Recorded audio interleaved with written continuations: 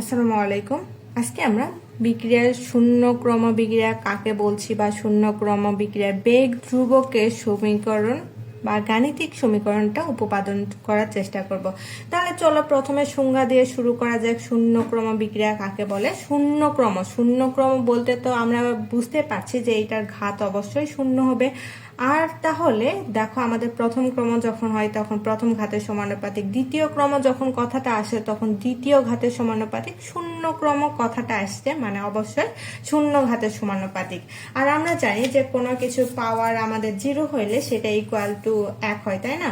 তাহলে যে কোনো সংখ্যার শূন্য ঘাত ইকুয়াল টু 1, এইরকমই তো বলা যায়, তাই না? তাহলে বিক্রিয়ার গতি ধ্রুবক ঘনমাত্রার উপর নির্ভর করে না, অর্থাৎ বিক্রিয়াকে আমরা শূন্য ঘাত বিক্রিয়া বলে থাকি। এইরকমই তো বোঝাচ্ছে।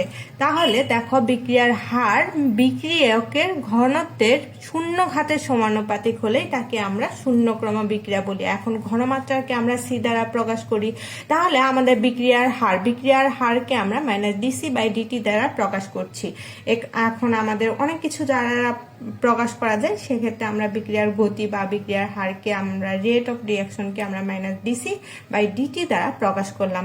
-dc/dt দ্বারা আমরা কি বুঝি? মাইনাস কথাটা কখন আসে? যখন আমাদের গতিটা কমে যায়।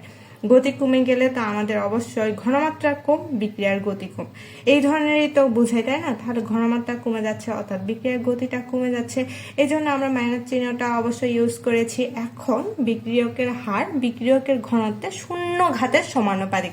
তাহলে সমানুপাতিক আমাদের শূন্য ঘাত এই যে আমাদের C0 ঘাত বলতে আমরা তো বুঝলাম যে শূন্য ঘাতের সমানুপাতিক C0 ইকুয়াল টু 1, আমরা তো একটু আগে দেখলাম। তাহলে শূন্য ঘাতের সমানুপাতিক আমাদের ঘনত্বের, কিসের বলছে? ঘনত্বের। তাহলে সি ঘনত্বকে আমরা সি দ্বারা প্রকাশ করি এবং শূন্য ঘাত এই যে আমাদের শূন্য ঘাতের সমানুপাতিক, তাকে আমরা শূন্য ক্রম বিক্রিয়া বলে থাকছি। এটা তো আমাদের কাছে ক্লিয়ার, তাই না? তারপরে আসি আমাদের মেন যেটুকু লাগবে, বেগ ধ্রুবকের গাণিতিক সমীকরণ উপপাদন। এক্ষেত্রে আমাদের কি করতে হবে? দেখো, আমাদের শূন্য ক্রম বিক্রিয়ার যখন আমরা বেগ ধ্রুবকের সমীকরণ ব্যবহার করছি বা আমরা সমীকরণটা বের করব, তখন অবশ্যই আমাদের একটা বিক্রিয়া নিতে হবে। তাহলে মনে করি আমাদের এ থেকে উৎপাদ তৈরি হয়, এ থেকে ধরে নিলাম যে আমাদের উৎপাদ তৈরি হচ্ছে, এ থেকে উৎপাদ। তারপরে এখানে আমাদের t=0 সময়ে, যখন আমাদের বিক্রিয়া শুরুর সময় t=0, এটা তো প্রাথমিক সময়, তাই না? প্রাথমিক সময়টা, তাহলে প্রাথমিক সময়ে যখন t=0, প্রাথমিক সময় মানে যখন আমরা বিক্রিয়া শুরু করছি, শুরুর ক্ষেত্রে আমাদের t=0, যখন আমাদের t=0 মানে শুরু করছি, তখন আমাদের বিক্রিয়কে কিছু পরিমাণে ঘনমাত্রা ছিল, বিক্রিয়ক তো কিছু পরিমাণে অবশ্যই থাকবে, কিন্তু বিক্রিয়া শুরুতে তো আমাদের একেবারে উৎপাদ তৈরি হয় না। যখন উৎপাদ তৈরি হবে না, তখন উৎপাদ অবশ্যই 0 হবে, কারণ আমাদের বিক্রিয়া শুরুর সময় অবশ্যই উৎপাদ একেবারে তৈরি হয় না। আমি বিক্রিয়া শুরু করে দিচ্ছি আর উৎপাদ তৈরি করছি বা উৎপাদ তৈরি হচ্ছে, এটা কি কখনো সম্ভব? এটা কখনোই পসিবল নয়। যদি পসিবল না হয়, সেক্ষেত্রে আমাদের এটা উৎপাদ =0। এখন কি সময় পরে, মানে কিছুক্ষণ সময় পরে আমাদের কি ঘটে? টি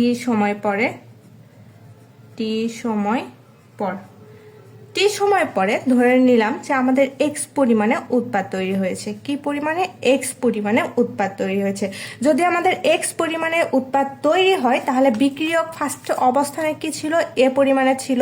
যখন আমাদের উৎপাদটা x পরিমাণ তৈরি হলো, তাহলে a থেকে যদি আমরা xটা বাদ দিয়ে দেই, টি সময় পরে কতটুকু বিক্রিয়ক অবস্থান করছে সেটা তো আমরা বুঝে যাব, তাই না? তাহলে যদি আমরা এটা বুঝে যাই, তাহলে আমাদের এখানে কি থাকছে? আমাদের এখানে বিক্রিয়কটা থাকছে a - x। এখন বিক্রিয়ার হারের কথা আসি। বিক্রিয়ার হার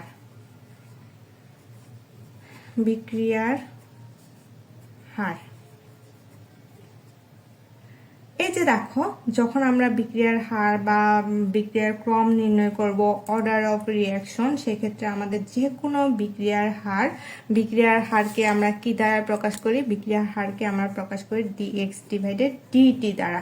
তাহলে আমাদের বিক্রিয়ার হার বিক্রিয়কের ঘনমাত্রার সাথে কিভাবে পরিবর্তিত হচ্ছে তাকে আমরা বিক্রিয়ার ক্রম বলে থাকি।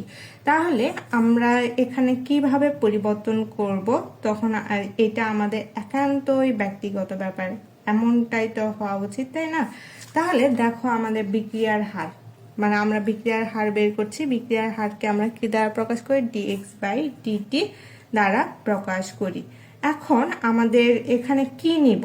যে কোনো একটা বিক্রিয়ার ক্ষেত্রে আমাদের যখন শুরু হচ্ছে বিক্রিয়াটা একদম শুরুতে, তখন a ইকুয়াল টু আমাদের একটা বিক্রিয়ক এবং t ইকুয়াল টু একটা 0 সময়, যখন আমাদের t সময়ের পরে আসলো, মানে টি সময়ের পরে বিক্রিয়কের কথাটা আসলো, তখন এটি টি সময়ে পাত্রে কতটুকু বিক্রিয়ক অবশিষ্ট আছে সেটা বোঝায়।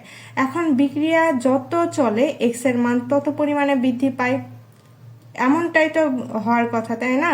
যতক্ষণ অবধি বিক্রিয়া চলাচ্ছে ততক্ষণ অবধি আমাদের উৎপাদটা তৈরি হচ্ছে, ফলে আমাদের অবশিষ্ট পরিমাণটা, এই যে আমাদের বিক্রিয়কের পরিমাণটা ততক্ষণ অবধি কমতে থাকে, মানে যতক্ষণ অবধি আমাদের বিক্রিয়া চলে আমাদের উৎপাদের সংখ্যা ততক্ষণ অবধি কমতে থাকে।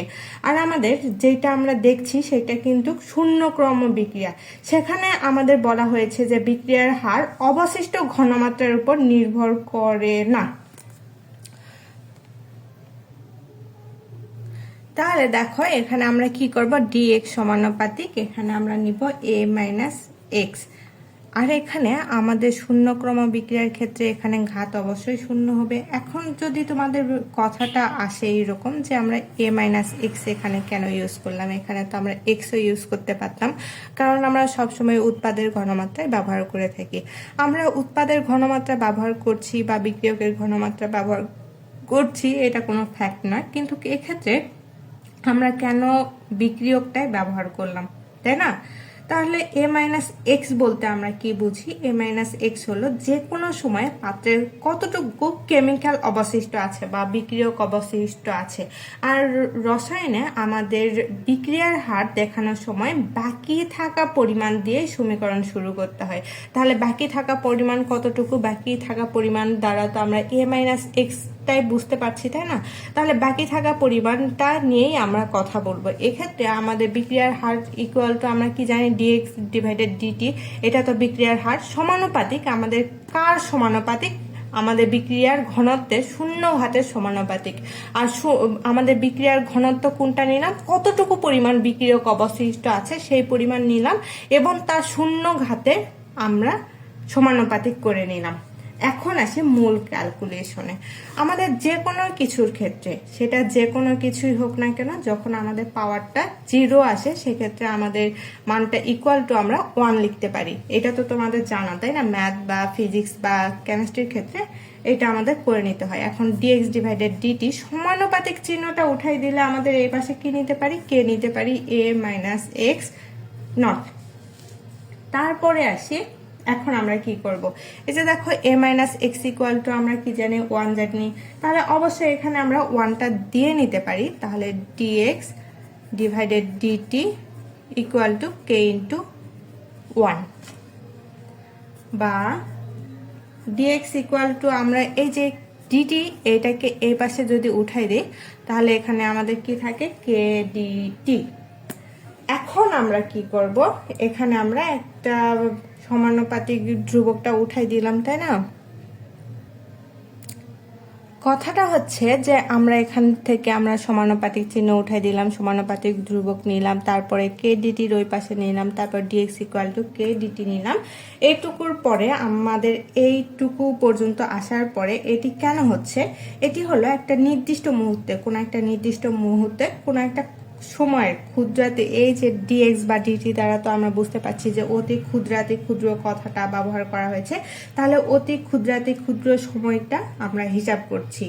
এক্ষেত্রে আমাদের দেখো আমাদের ডিএক্স মানে হলো বিক্রিয়কের ঘনমাত্রা, খুব সামান্য পরিমাণে পরিবর্তন হচ্ছে। আর ডিটিটা দ্বারা আমরা কি জানি যে খুব সামান্যতম সময়, এবং কে দ্বারা তো আমরা জানি যে আমাদের একটা ধ্রুবক উঠাই দিলাম বা ধ্রুবক নিলাম। এই যে অতি ক্ষুদ্রাতি ক্ষুদ্র পরিবর্তন তো অনেকগুলো হতে পারে, তাহলে এই অতি ক্ষুদ্রাতি ক্ষুদ্র পরিবর্তনগুলো বা অংশগুলো যোগ করে আমরা পুরা বিক্রিয়ার একটি ইকুয়েশন নিতে চাই। এই জন্য আমরা এখানে কি করব, ইন্টিগ্রেশন ব্যবহার করব। দেখো আমাদের বিক্রিয়ায় এখানে ধরে নাও যে টি সময় পরে বিক্রিয়ক এখানে আছে এ মাইনাস এক্স পরিমাণ, তারপরে উৎপাদ তৈরি হচ্ছে এক্স পরিমাণ, এরকম তো চলতেই থাকবে। যতক্ষণ অবধি আমাদের বিক্রিয়ক শেষ হচ্ছে না ততক্ষণ অবধি এই প্রসেসিংটা আমাদের চলতেই থাকবে। কিন্তু কথা হইলো যে আমাদের এখানে তো অনেকগুলো উৎপাদ তৈরি হচ্ছে বা আমাদের বিক্রিয়ক একের পর এক একটুর পরে একটু চেঞ্জ হতেই আছে। এখন আমাদের অতি ক্ষুদ্রাতে ক্ষুদ্র অনেকগুলো সময় পাবো বা অনেকগুলো বিক্রিয়কের ঘনমাত্রা পাবো, কিন্তু আমাদের এই যে অতি ক্ষুদ্রাতে ক্ষুদ্রগুলো যোগ করে আমরা পুরো একটা বিক্রিয়া সাধারণ সমীকরণ বের করতে চাই। এক্ষেত্রে আমাদের কি করতে হবে, ইন্টিগ্রেশন করতে হবে। এখন আমরা তাহলে কি করবো, এখানে ইন্টিগ্রেশন করে দিব। দেখো আমাদের কি ছিল, এই পাশে ডিএক্স ছিল ইকুয়াল টু কে ডিটি ছিল, এখানে তাহলে আমরা ইন্টিগ্রেশন চিহ্নটা নিয়ে আসি যে ইন্টিগ্রেশন অফ ডিএক্স আর এই পাশে কে ডিটি। কেন হইলো তোমাদের তো বললামই। তাহলে এই যে ইন্টিগ্রেশন ডিএক্স ইকুয়াল টু, এই সূত্রটা আমরা কি জানি, integration of dx equal to আমরা জানি এক্স। এটা তো আমরা ম্যাথে বা ক্যালকুলেশনে তো আমরা দেখে আসছি, তাই না? তাহলে এই যে আমাদের সেম সূত্র দিয়ে integration of dt equal to আমরা কি জানি, টি। এটুকু তো আমাদের কাছে ক্লিয়ার। তাহলে এখানে এক্স প্লাস সি এবং এখানে টি প্লাস সি, এরকমই তো একটা ইকুয়েশন আমাদের আসার কথা, তাই না? তাহলে দেখো ইন্টিগ্রেশন ডিএক্স, এখানে এক্স লিখে ফেললাম, আর এখান থেকে আমরা কি পাবো, টি প্লাস সি পাবো। তাহলে টি, এখানে ছিল কে, কেটা লিখে দিলাম প্লাস সি। এখন তোমাদের কথা হইতে পারে যে কেটা কেন ইন্টিগ্রেশনের ভিতরে নিয়ে আসলাম না, কারণ হচ্ছে আমাদের এই যে এইটা ইন্টিগ্রেশনের ভিতরে আনার মতো কোনো কিছু না।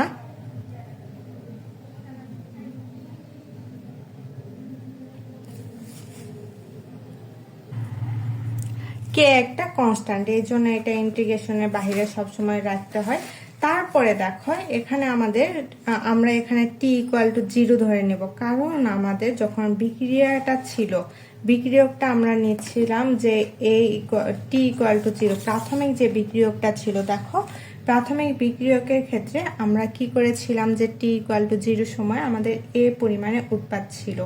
তারপরে আমাদের কি হয়েছে, আমাদের এ থেকে টি সময় পরে এত পর্যন্ত উৎপাদ তৈরি হয়েছে। যখন আমরা ইন্টিগ্রেশন চিহ্নটা নিব তখন আমাদের তো প্রাথমিক যে সময়টা সেটা ধরে নিতে হয়। এখন আমরা প্রাথমিক সময় যদি টি হয়, মানে যে সময়টা প্রাথমিক যে সময়টা সেটাকে টি ইকুয়াল টু 0, কারণ আমাদের বিক্রিয়াটা শুরুর যে সময়টা তখন টি ইকুয়াল টু 0। তারপরে আমাদের যদি টি ইকুয়াল টু 0 হয়, এই সময় তো কোনো ধরনের উৎপাদ পাওয়া যাচ্ছে না, মানে বিক্রিয়া শুরুই হয়নি, তাই কোনো কিছু খরচও হয়নি বা উৎপাদে আমাদের কোনো কিছু তৈরি হয়নি। তাহলে এক্স ইকুয়াল টু 0, এই যে T equal to 0, X equal to 0, এইটা আমরা কি করব, সমীকরণ 1-এ বসিয়ে দিব। এখানে আমাদের dx equal to k dt, এটাকে আমরা 1 নম্বর সমীকরণ দিয়ে দিই। তাহলে আমাদের এটা 1 নম্বরে বসিয়ে,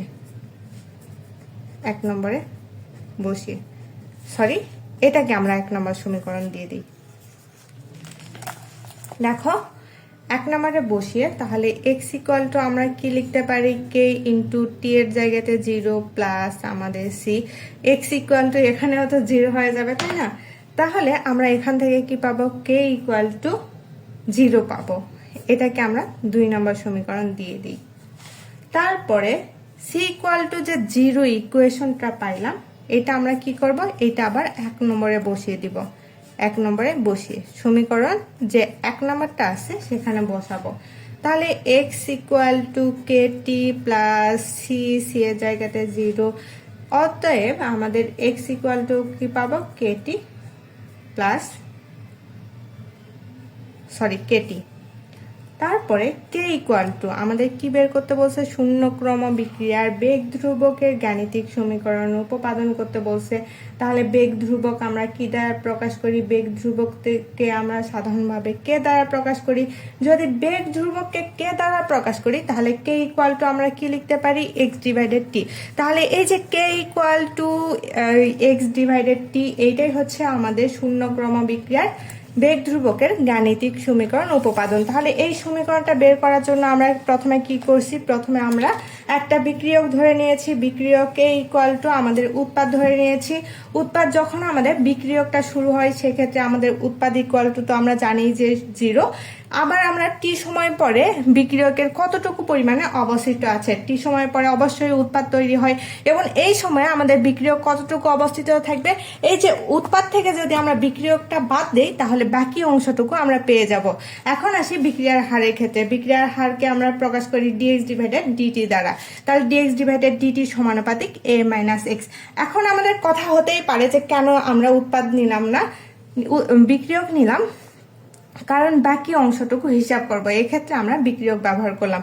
তারপরে ইকুয়েশন করলাম, ইকুয়েশন করার পরে দেখো এখানে আমরা ইন্টিগ্রেশন ব্যবহার করলাম, যে আমরা একটা নির্দিষ্ট মান ব্যবহার করব বা নির্দিষ্ট মান নিব, এই জন্য আমরা ইন্টিগ্রেশন করলাম। তারপর আমরা এক্স ইকুয়াল টু একটা ইকুয়েশন পারলাম। তারপরে আমরা কি করব, টি ইকুয়াল টু 0 কখন নিব, যখন এক্স ইকুয়াল টু 0 হবে। এটা আমরা কি করব, এই যে আমাদের T equal to 0 X equal to 0 এটা সমীকরণ 1-এ বসিয়ে দিব। বসিয়ে দেওয়ার পরে সি এর মানটা বের করব, কারণ সি এর মানটা অজানা ছিল। যখন আমরা সি এর মানটা বের করলাম সেটা